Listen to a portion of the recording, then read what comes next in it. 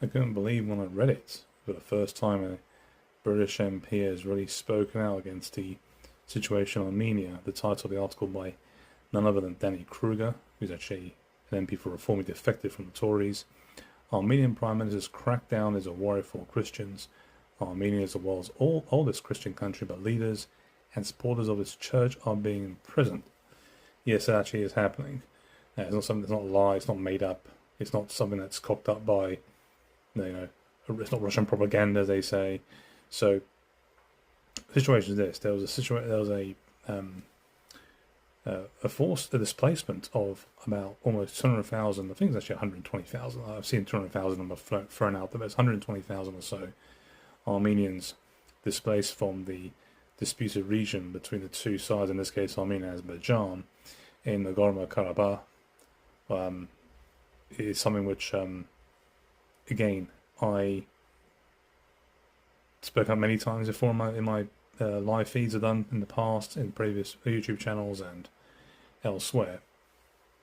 And of course, the fact that so many people are in denial about it says it all.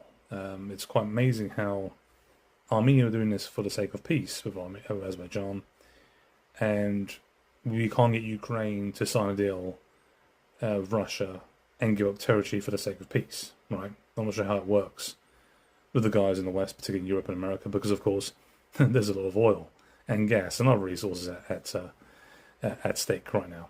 So it's great to hear. It does mention the last two paragraphs. Armenia's enemies are seeing this division. Turkey continues to deny its historic genocide of Armenians, and Azerbaijan denies responsibility for its actions in Nagorno-Karabakh, which led to 120,000 Armenian Christians fleeing for their lives.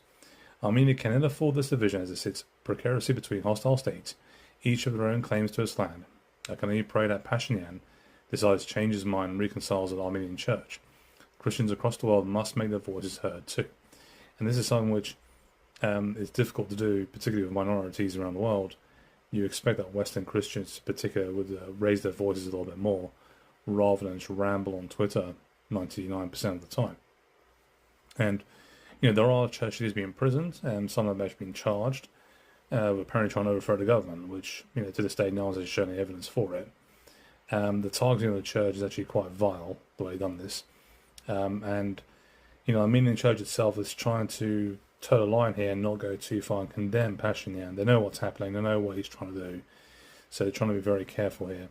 But it's actually quite something to see an MP to talk about this openly and actually write this in papers as well. So good on Danny Kruger, and I hope more speak out and something's done about it.